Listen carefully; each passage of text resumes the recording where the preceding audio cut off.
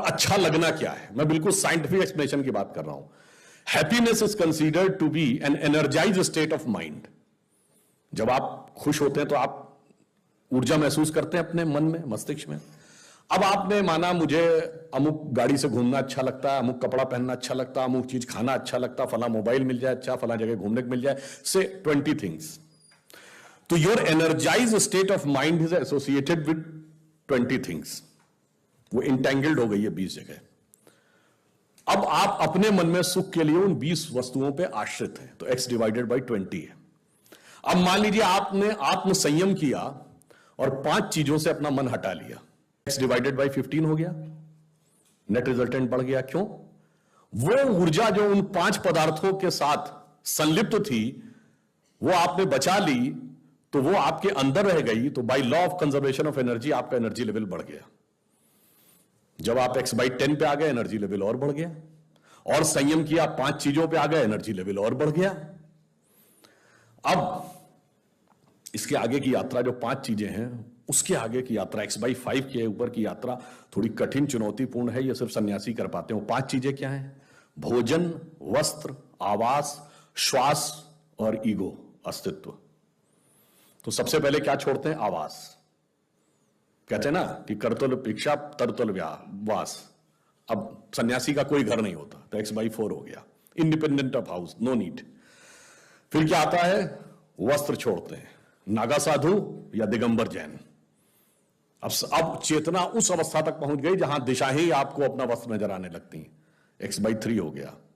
अब भोजन, अब कॉन्शियसनेस उस लेवल पे पहुंचती है जहां पर उसको ऊर्जा लेने के लिए पदार्थ की जरूरत नहीं है, वो सीधे कॉस्मिक एंगल से एनर्जी ले सकती है। जैसे आपने सुना होगा, बहुत से ऐसे महात्मा होते हैं महीनों महीनों तक नहीं खाते हैं। वो एक स्टेज आती है जब आप उस अवस्था में पहुंच जाते हैं कि आप सीधे कॉस्मिक एनर्जी को ग्रहण करने की स्थिति में आ जाते हैं, आपको मटेरियल एनर्जी की जरूरत नहीं, तो x/2 हो गया। अब है श्वास एंड योर एग्जिस्टेंस।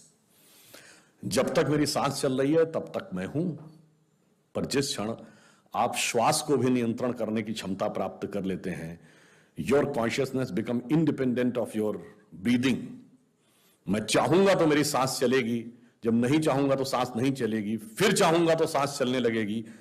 यह अवस्था होती है समाधि की अवस्था। तो आप x/1, तो x/1 is equal to x। अब आपने आत्म स्वरूप का साक्षात्कार कर लिया, परंतु एक चीज रह गई, मेरा एग्जिस्टेंस, मैं एक एंटिटी हूं, मैं एक व्यक्ति हूं, मैं एक पुरुष हूं, मेरा नाम है, वो तो है ना। जिस क्षण आप अपने कॉन्शियसनेस को अपने एग्जिस्टेंस से इंडिपेंडेंट कर लेते हैं, तो एन की वैल्यू क्या हो गई? 0।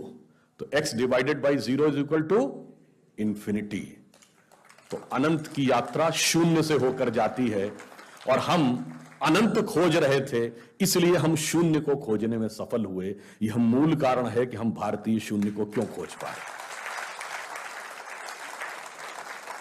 और इसीलिए, और यह बात हमारी संस्कृति में ऐसी रची बसी है कि हमें कभी ध्यान ही नहीं आता कि इसका कोई साइंस और मैथ से संबंध है।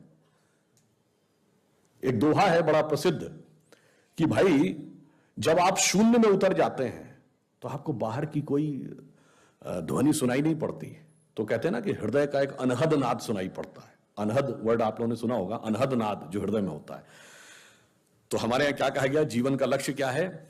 कि जात हमारी ब्रह्म है और माता पिता है राम, घर अपनों है शून्य में, अनहद में विश्राम।